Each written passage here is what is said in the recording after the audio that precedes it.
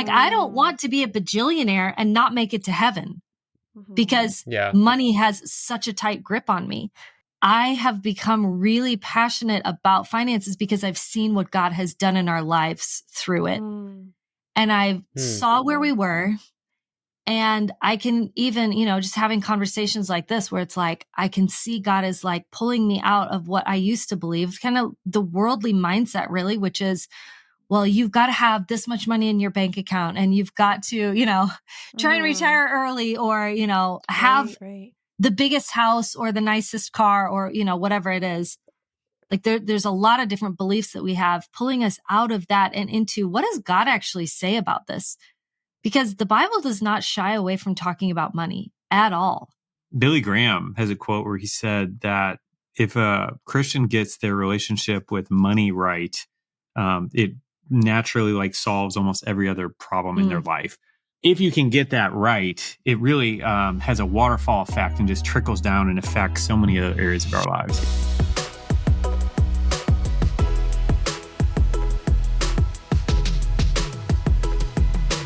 Hey guys, really quick before we get started, I just want to make sure you have the free 2024 goal setting guide. We made this guide for people to set goals with God, whatever it is in your life, whether it's your finances, your physical, mental, emotional, spiritual health, all areas of your life. It's so important for us not to be passive and to actually be proactive and intentional in setting those goals.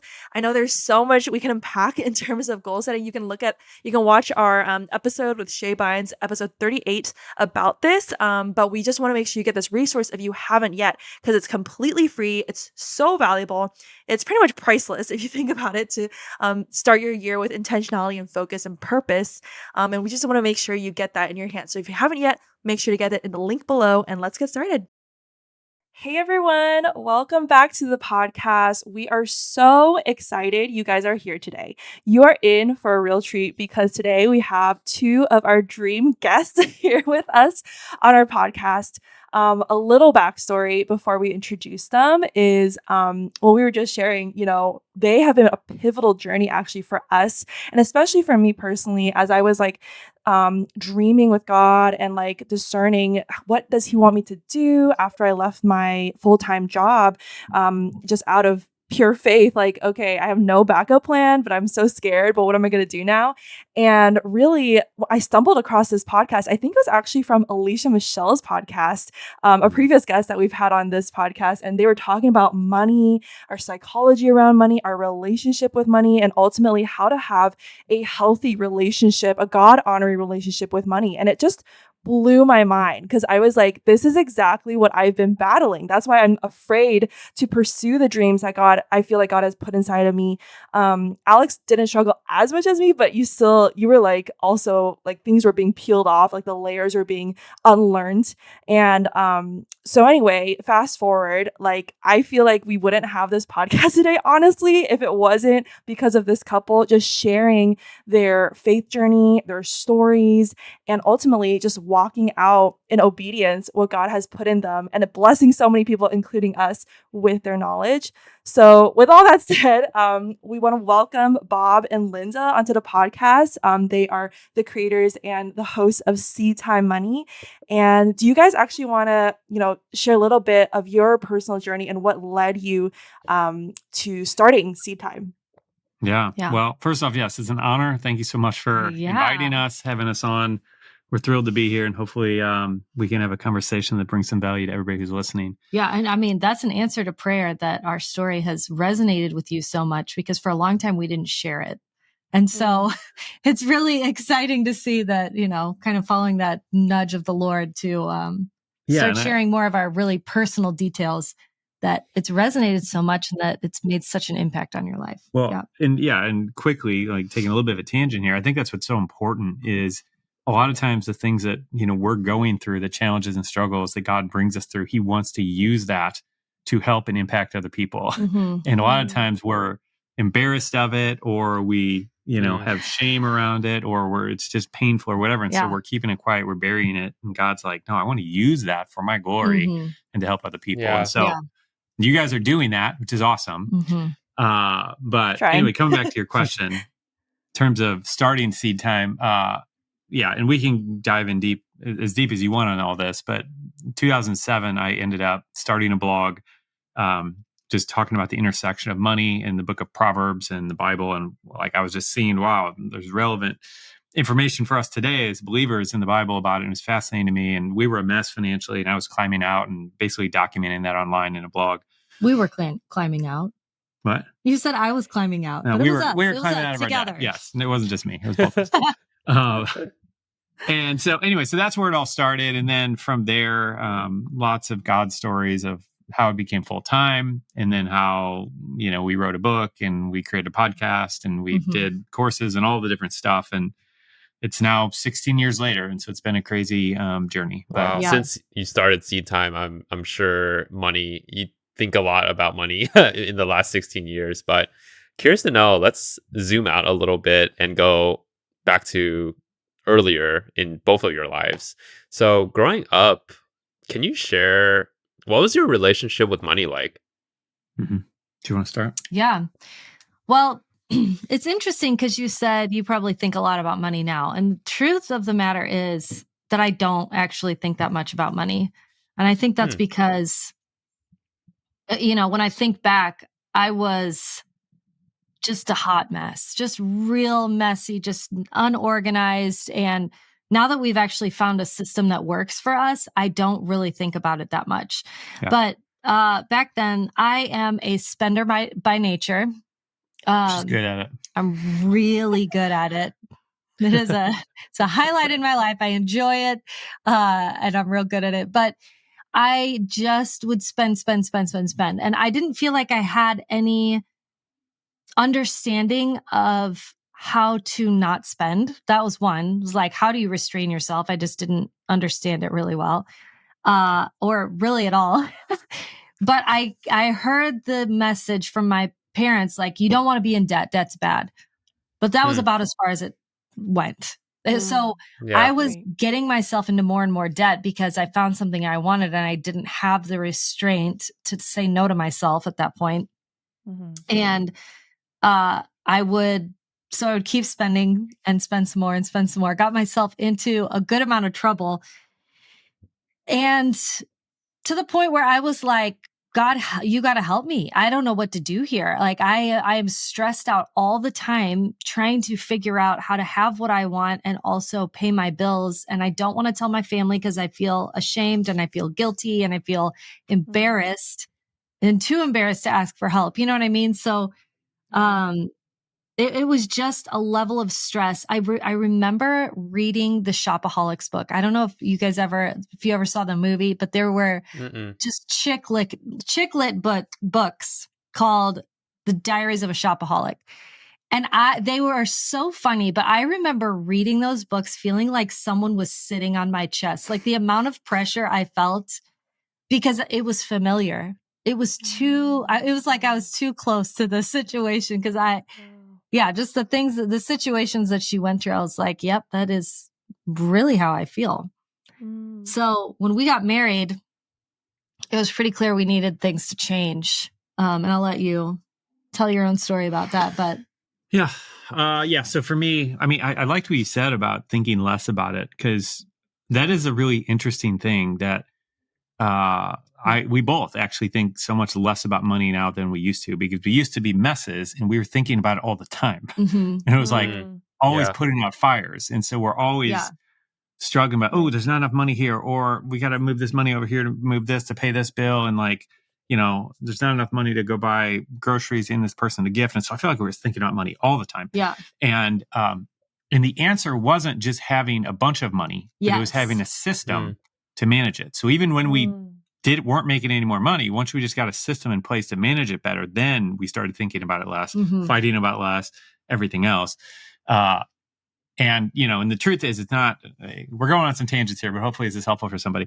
The truth is, it's not about having more money, because there's a lot of people who have more money and then they still think about it just as much, because there's just as much stress when you have a lot of money as when you have a little money. Yeah. So anyway, the point is that was the thing that really changed that for us. But anyway, growing up, for me, I would say my relationship to money was a lot of seasons of not having enough or feeling like we didn't have enough. I had many years where my dad, he's a blue collar worker and was out of work. And my mom was working hard and doing everything she could to kind of cover the cost for the family. But there's just lots of those moments where all my friends were able to buy the cool shoes or to buy this, and like I wasn't. And I ultimately think those are really good for me. But there were challenging moments as a teenager or preteen or whatever, like at those ages. Totally. Yeah, it's just hard, dealing with that. But yeah, I was not generous. I honestly thought giving was a waste. It's like, why would you give something away to someone like that? Just didn't make any sense to me. And like the whole thing that Jesus said, it's more blessed to give than to receive. I'm like, I don't think he ever got any good gifts. Like, I don't know why you would ever say that. He's a deprived child. Yeah. Christmas didn't exist then the way it does now, So anyway, I just didn't get it at all. And so that was kind of what I thought initially. I mean, things have changed pretty significantly for me, but yeah, that's kind of where we started. Mm-hmm. Wow. That's amazing. Just hearing you say like you thought giving was a waste, just knowing your guys' story and how you give so much now. And we'll talk a bit more about that, but we can relate. I feel like in so many ways, like I can relate with you, Linda. Like I wouldn't say I was like a shopaholic, but I was definitely the spender personality when we first got married. Well, your parents didn't talk so much about money, so it's kind of like, oh, I have enough, and you're fine. So in a way, it was good. Like all I learned about financial management was just save. Like that's it. And I didn't know anything else about investing or, giving, and also the relationship with shopping, and like that emotional tie, right? With almost like retail therapy. And then Alex, on the other hand, was very like frugal, like let's save, let's, be very. Yeah, I was very much like Bob. My parents weren't in poverty or anything, but there was definitely a poverty mentality there where we had to save and we can't like spend. And there was just a lot of anxiety over money. Right. So we can really relate to you guys in that sense. And as we've been walking this journey of learning to be united as a couple from different backgrounds, it's definitely been challenging. So I'm really curious because you guys now, I mean, you do SeedTime together. You seem like you're on the same page with things. So what has helped you the most to kind of navigate those conflicts and tensions when it comes to different backgrounds and mindsets around money? Yeah. Well, I would say one of the things, so in the very beginning when we first got married, Bob is just naturally good at math. I am not. I can relate. Really not. I can relate with Bob. Yeah. But he also is good at like creating a system. So these were his strengths. And so when we got married, I was like, I don't ever want to have to think about this again. And he was like, give me it. I'll take it. So it actually worked really well for us where he wanted to organize everything. And I was like, I will do whatever you tell me as long as I don't have to think about setting all this up, So we did that. But then, a few years go down the road and we start having a little bit more money, like a little bit more wiggle room as we're making better decisions and everything like that. And I would notice that Bob would say, oh yeah, I need to go buy that saw. It's $100 saw. I'm going to go buy the saw. And I'm like, where did you get the money for that? Because I'm looking at the same budget you're looking at and I don't see $100. So I want to know. And I call it magic money. I still call it magic money because there are things that he knows about that he's not hiding them, but he just has things organized in a way that I don't always see. And so, I started going, hold on, where's that money coming from? And he's like, gee, you want to come in and look at our finances? And I would be like, no. And I ran away. It's overwhelming. So real. This happened enough times that I was like, no, I do want to know where it's coming from because I want a piece of this pie. So it was that, but then also we went through a financial class together because Bob was doing it because he was like, I want to see what this is like and I want to write about it on the blog. And I went because he drugged me along. I didn't want to be there. But by the end of that class, man, it lit a fire under me. Not so much that I was the one that was organizing everything, but in the idea that we were moving towards the same goal. So at the time we were wanting to pay off our house. And I was like, why isn't our house paid off? Like we came out of the class and Bob was like, are you kidding me right now? Like like he's doing everything to get to that goal. And I just, it's well, like, yeah, I walk you in had like, no interest in that before that class. And now all of a sudden you're yelling at me because it's not done yet. It was hilarious. So yeah, it was so great in that we all of a sudden were working towards the same goals together instead of him saying, this is the goal that I want. And I'd be like, yeah, that's great. As long as I don't have to think about it. You know what I'm saying? Being more And engaged. that really, I think, unified us on a new level, and especially in the area of finances. Like it does a lot for you when you're unified in your finances. I feel like a lot of other areas of your life follow suit, or of your marriage follow suit. Yeah. So that was really great for us. Well, yeah. One side note, just Billy Graham has a quote where he said that if a Christian gets their relationship with money right, it naturally like solves almost every other problem in their life. Something to that effect. Yeah. And it's just really interesting. Obviously, it's not everything. You know, if you have a major health thing, it's like that's not going to solve the problem. But point is, like, if you can get that right, it really has a waterfall effect and just trickles down and affects so many other areas of our lives. You know. Yeah. So at that point, you know, we started moving together towards these goals, which was really great. And then I would say it was about 5 years ago. I think the Lord brought me through a series of events where even though I don't have the math brain or the spreadsheet brain or the, you know, organizational brain, I have become really passionate about finances because I've seen what God has done in our lives through it. And I saw where we were. And I can even, you know, just having conversations like this where it's like, I can see God is like pulling me out of what I used to believe, kind of the worldly mindset, really, which is, well, you've got to have this much money in your bank account and you've got to, you know, try and retire early, or, you know, have the biggest house or the nicest car, or, you know, whatever it is. Like there's a lot of different beliefs that we have pulling us out of that and into what does God actually say about this? Because the Bible does not shy away from talking about money at all. And, you know, our society is so like, oh yeah, well, we don't really want to talk about how we do things. We don't really want to. And I think it's an interesting tactic of the enemy to make it taboo to talk about something that God never said was taboo, that he actually has a plan for, you know?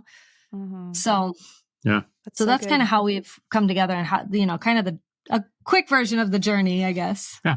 It's like one of the things that we avoid the most even in the church is talking about money because it's so sensitive. There's emotions around it.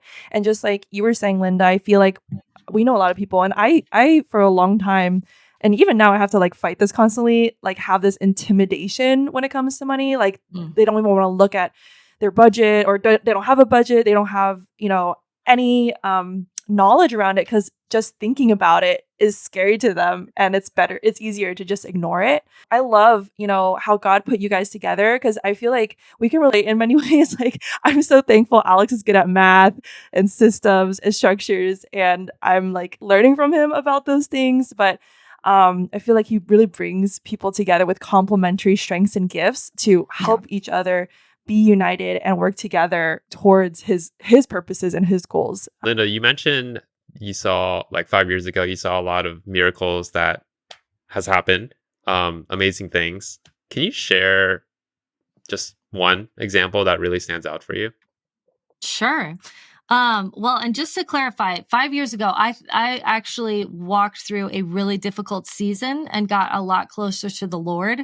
And that was what I think drew out some of these things in me that I didn't realize were there. Does that make sense? Yeah. But miracles that happened. Oh my gosh. Which to pick? I know it's hard because it has been a journey. Like we've had what everybody wants to hear is the Lord asks us to start giving our age as a percentage of our income. And within 10 months, we paid off our house, which is one of those crazy miracles that the math doesn't make sense. We took all our effort that we were paying towards our house and we put it into giving instead. And God brought an increase that we were not expecting from sources we were not expecting. And somehow we were able to pay off our house. And that is great and beautiful. But there's so much more besides that. There's so much more that has happened besides the victory of having a paid off house, which is that things went up and they came back down. And what happened in that valley of where to the world, it looks like, man, things aren't going your way. And that was the opposite. Yeah. In that season was when God was like, let's find out what's really there and let's get rid of it so that I can give you more increase and you'll know what to do with it and it won't have your heart. Like, I don't want to be a bajillionaire and not make it to heaven because money has such a tight grip on me.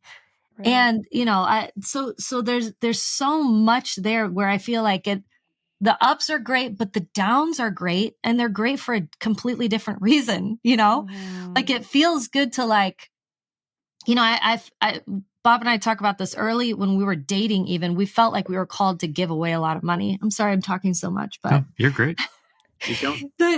We felt like we were called to give away a lot of money. And so we naturally were like, well, that means that we're going to have money. We're going to have an influx of money. Right.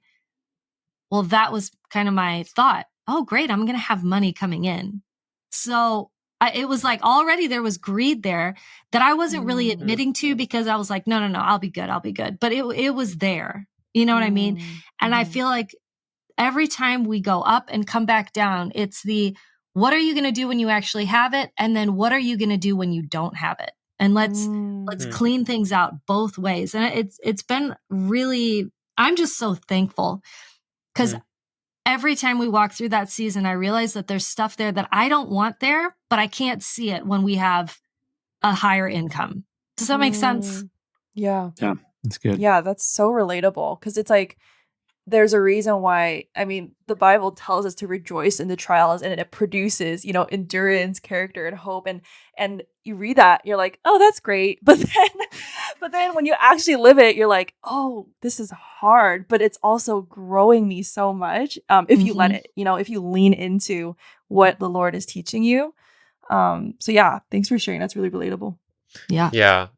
Can you share a little bit about throughout this whole journey with SeedTime, what was your relationship with Jesus like before then, or how has it evolved throughout the years? Yeah. And who's Jesus to you now?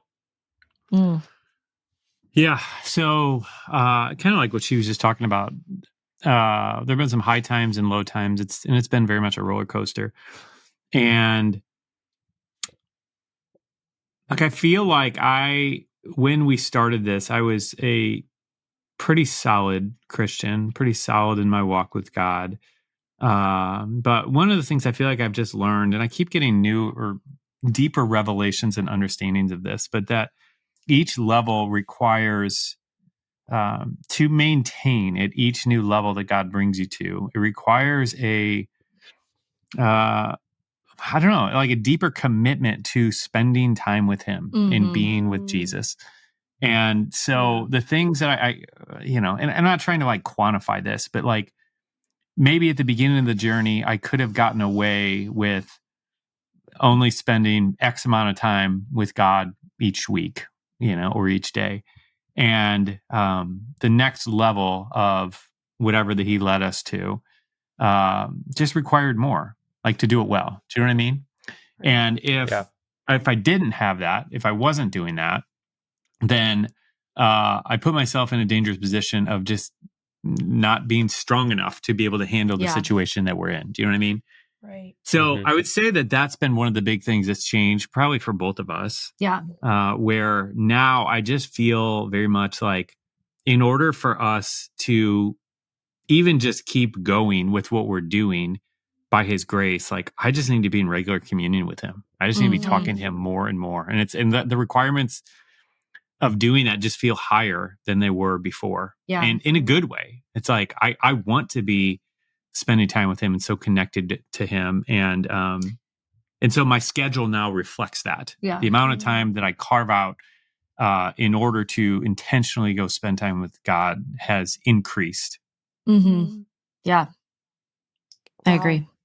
Can you talk about like what tangibly it looks like, not just to spend when you guys are, spending time with God and communing with him, but like, what does it look like to invite God into your finances specifically? Like, how do you talk about that with him, get discernment? You were saying we felt called to give. Like, what did that actually look like?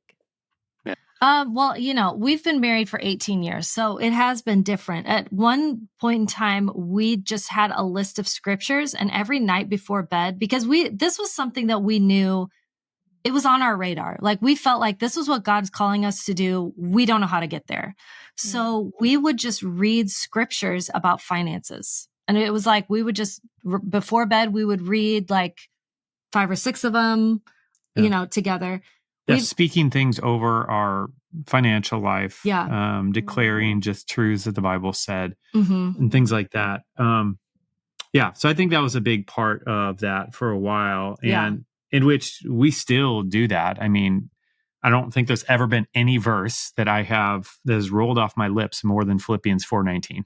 Like, my God will supply all my need according to his riches and glory by Christ Jesus. Like, it's just the number of times that I've been in a position where it's like, this is what the word says. This is the promise that I have. And in context, Paul's talking to givers. It's like, so, make sure I'm giving. But, the point is, a promise is there for us.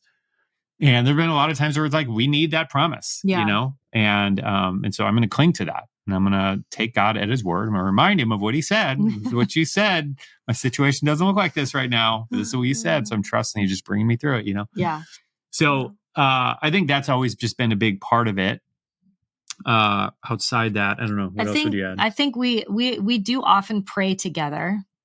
What is that statistic about couples who pray together? This is really, really interesting. There was a study that was done that showed that, among Christian couples, like Christian couples who go to church together, the divorce rate is not that much different than the world's divorce rate, where it's about half. Non-believers, yeah. And, but for Christian couples who pray out loud together, okay, so have times of prayer where they're praying out loud to God together, the divorce rate is less than 1%, which is just oh wow, crazy. You got to do this more. Right? Gonna pray right after this. So there's, I don't know why, like speculating. Like, I think there's something about the vulnerability of praying together that just opens you up to each other in a way that is bonding. Well, and I would argue that the unity in the spirit is what we're after anyway. Like, when we get married, it's the strand of 3 cords is not easily broken, and it's the 2 of us plus the Holy Spirit or whatever. And just that idea of the more we can unify ourselves in the spirit, the less likely we are to be ripped apart. Right. Because we're actually after the same goal, which is whatever is on God's heart for us to do. You know what I mean? So there's a lot there, but we pray together regularly, and in those times, a lot of things will come up where Bob will say, I really feel like, our church was building a new building. So we had been renting a building, and then they were like, we're going to build. And, we were praying about that. And we were just praying for our church. God, we pray that the finances would come in. And we weren't even saying, what do you want us to give? We were just praying for that. And Bob says, I think we're supposed to give a big chunk. And I was like, okay. And I kind of mentioned something, and he was like, no, like 10 times that. I was like, oh, okay, like a big chunk. Ouch. All right. But it was one of those things. I think this is what's so great about giving. And also, well, and just add to that, like, we didn't have the money. We didn't have the money. We barely had the first number that she threw out, but 10 times, like, we did not have. It wasn't in our bank account. Like, it just, it wasn't available. And so we're like, well, God, okay. I mean, we'd love to do that, but you got to provide it. Like, we don't have it. Right. Like, literal magic money. Yeah.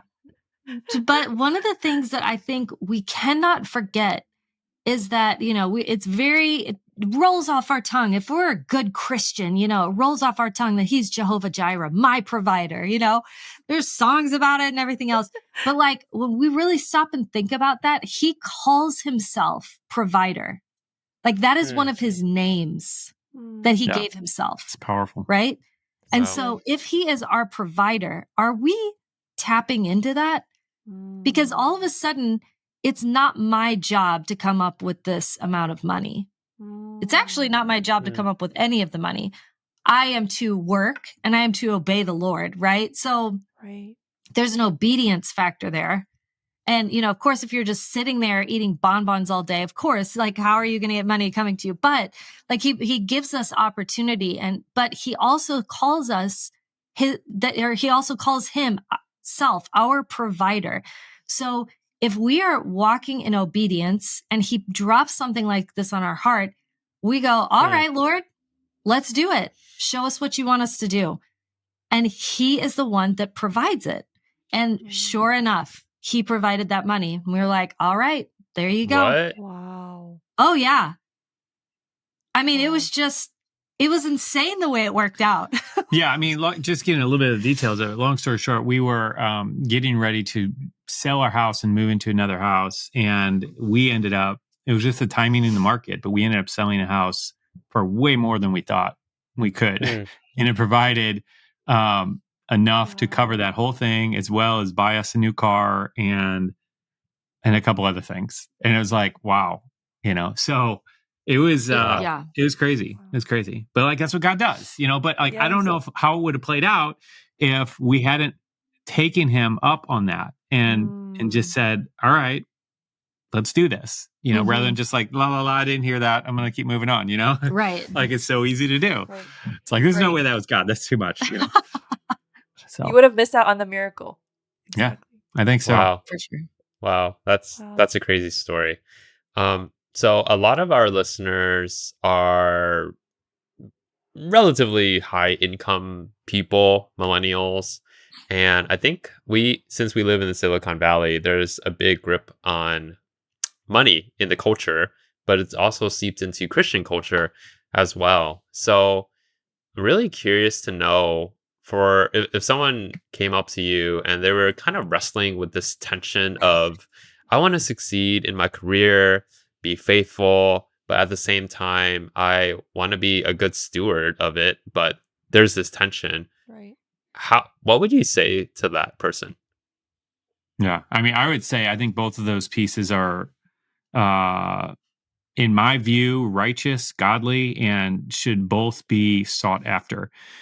Because a lot of times it seems like it's one or the other. It's, I either make a lot of money and therefore I don't really worry that much about stewardship because I got plenty, like that's a mindset of a lot of high earning people that I've come across. It's like, I'm fine. I got plenty. Like, I don't need to budget. I don't need to pay attention to what's going to my bank account or credit card. It's like, I got plenty. And so you can kind of skate by and be sloppy with your stewardship because of that. And then on the other hand, a lot of times you need to be a good steward mentality, it means you don't make enough money. So you really just need to pinch pennies and all this stuff. And neither of those to me feel right. Like I believe we are supposed to, so our book, Simple My Rich Life, that I think you guys are read or familiar with, like the whole outline of the book is based on this John Wesley quote where he essentially says, I earn all that I can, and he was a preacher saying, I earn as much as I possibly can by writing and by speaking. And then I save as much as I can by like reducing my expenditures and not wasting money, aka stewardship. And I do all of that so that I can give as much as I possibly can. And so this dude understood that he could use his God-given gifts to be able to impact the world positively, through writing and through speaking and stuff. And the byproduct of that is money that comes back to him that he's not going to waste. So he has more that he can give away and impact the kingdom and help people again. And I love that. I love the efficiency of that. It just makes a whole lot of sense. You love efficiency. She's laughing at that. And so anyway, like that's how I view this thing. It's like, yes, use your God-given gifts to make as much money as you can. Yes, make sure your heart is in the right posture and you're not, chasing mammon. You're not serving money, but you're serving God with money.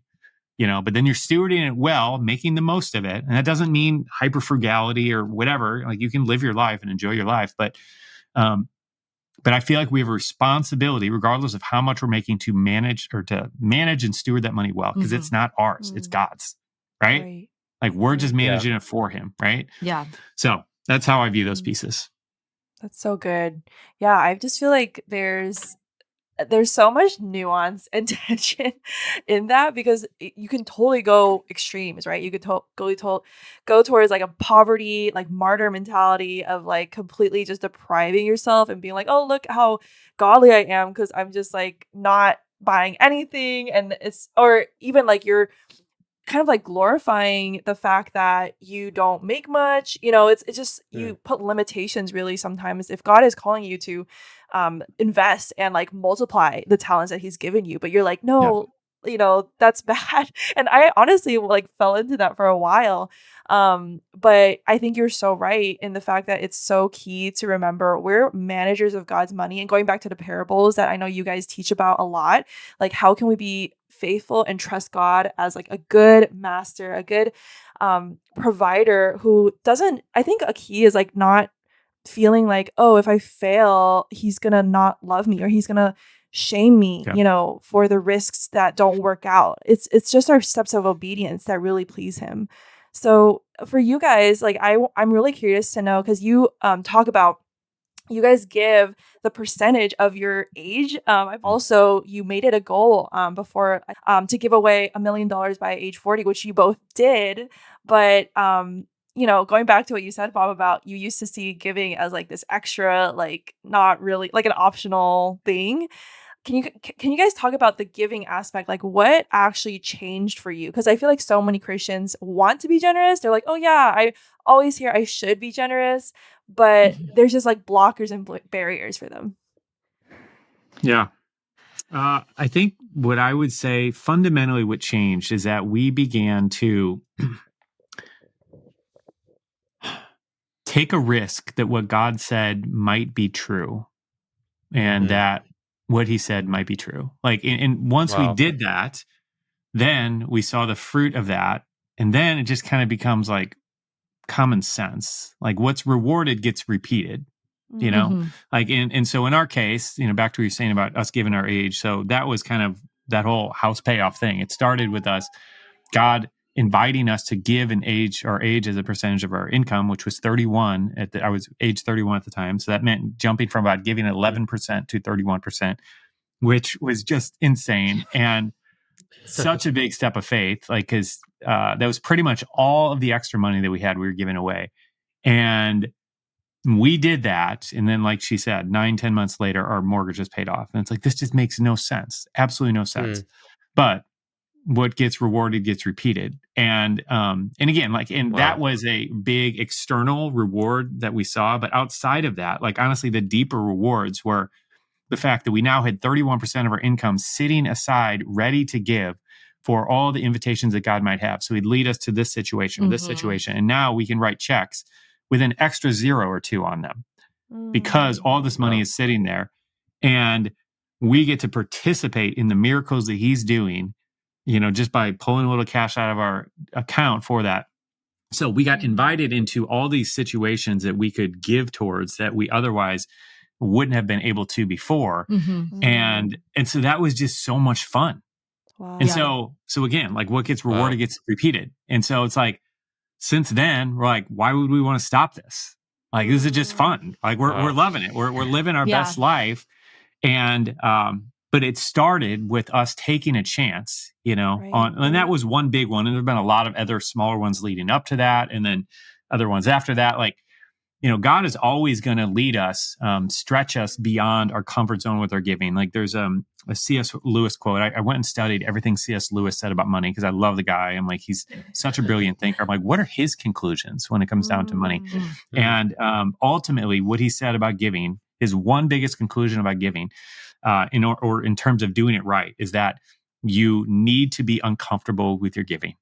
And I'm like, that's just, and not necessarily every particular thing, but in general, as believers, like we can't get to a place where we're comfortable.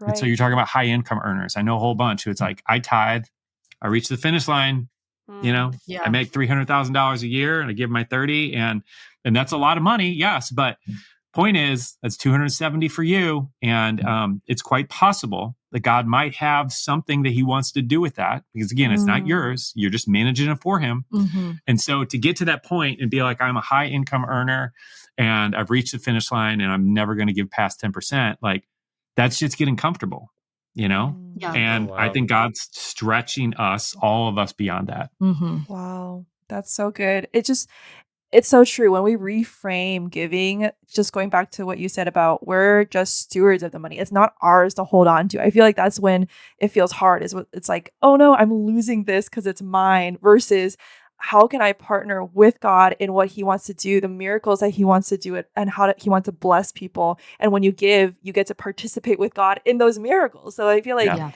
it's totally like like the fun comes when you reframe that in a healthy way.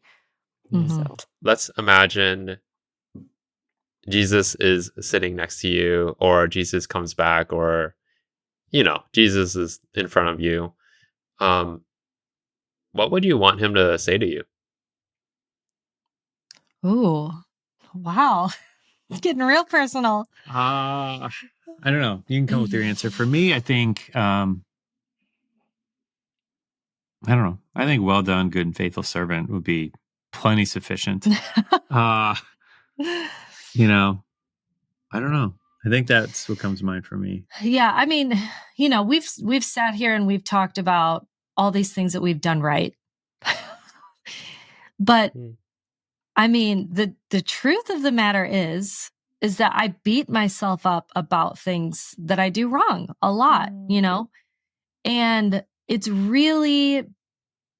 I think it's really easy for everyone else to tell you what you're doing right? But that internal dialogue of the stuff that's in your heart that you're just like, man, but did you hear how I talked to my kid earlier today?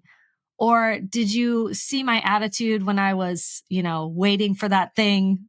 Or did you, that's all playing on in my brain. So to me, the things that I want to hear him say are just, and that he does tell me, is that he still loves me, like even in my mistakes, and that he can still use me even in my mistakes. Right. For me, that, that's the deepest thing. 'Cause gosh, I just see my own humanity and it's not pretty, Yeah. And I mean, but the thing is I don't think that other people think that about me necessarily, but it's definitely the thing that's going on in my brain. Well, it's always easy to see your imperfections. Yeah. So much better.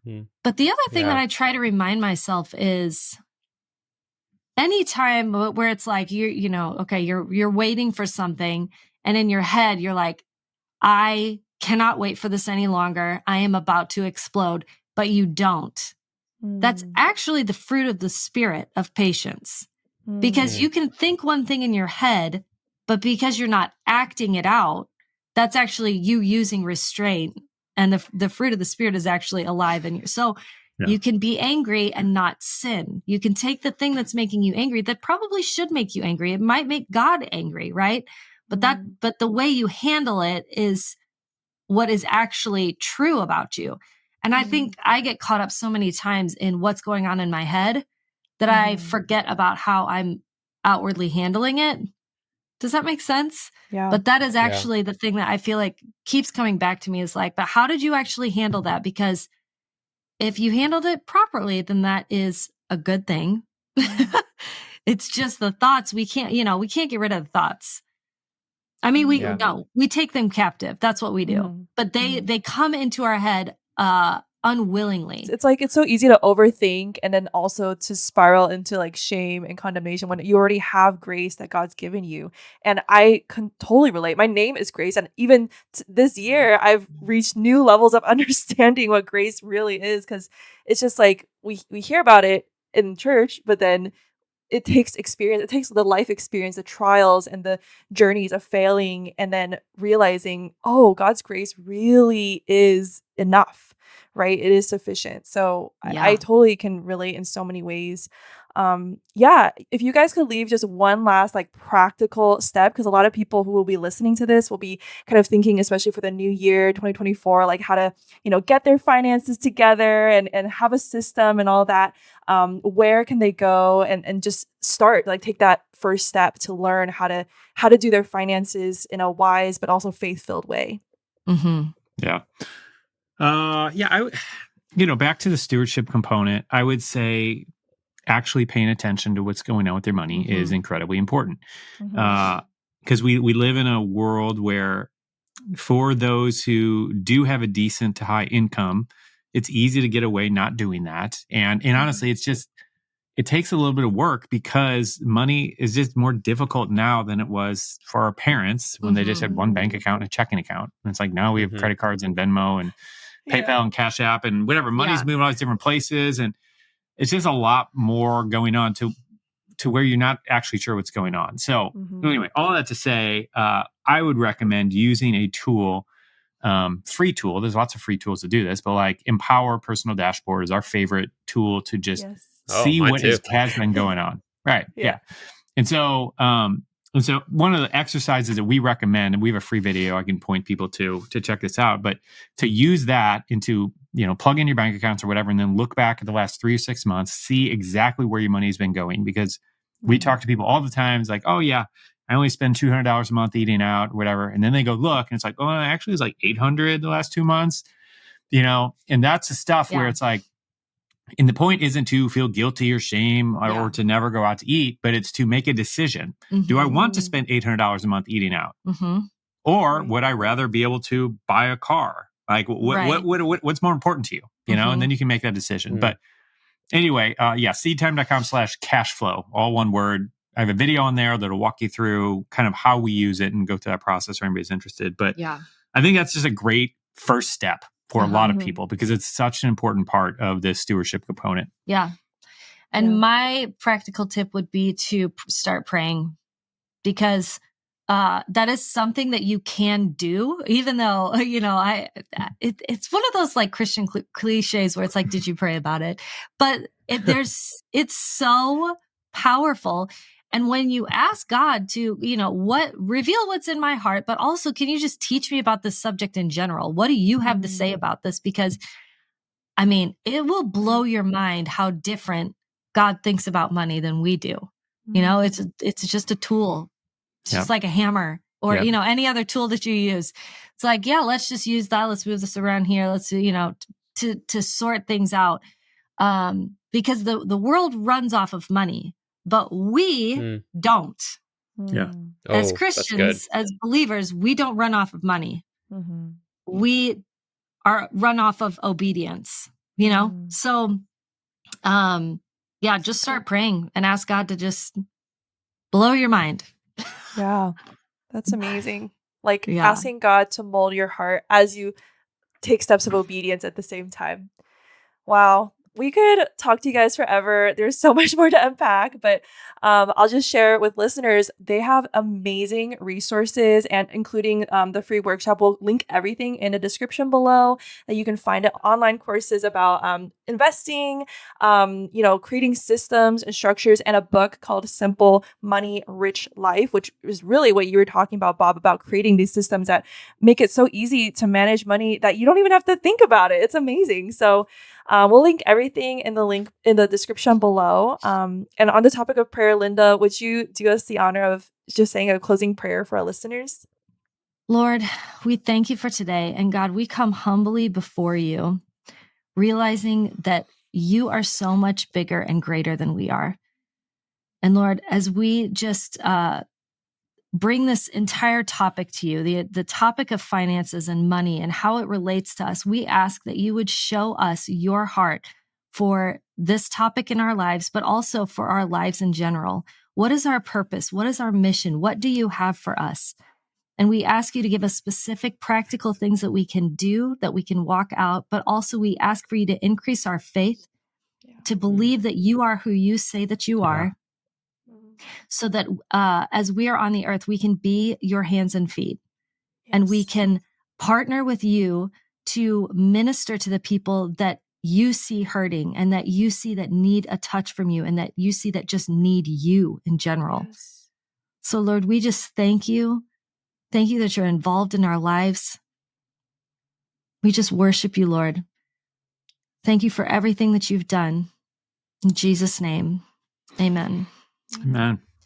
Thank you so much for tuning into this episode. We really hope that it inspired you and gave you a renewed perspective through which to see money and finances through God's lens. It's so easy for us, that we hear about money so much on social media or, at work with friends, family, and there's so many conversations around it, but so few are actually centered on God's perspective and biblical wisdom, biblical frameworks and principles. And we just love Bob and Linda's work at SeedTime. That's why we follow them. That's why we are endorsing them. And actually, we're also partnering together with them because they have just such a holistic, biblical, and practical approach to finances. If you look at their resources, we'll link them in the description below. We have a page where we put together all their resources for you guys. If you invest in any of their programs, a small percentage of that will also go to supporting us to create this podcast, to produce even more valuable content like this for you guys. It's what makes it possible. So just know that it's a win-win if you guys want to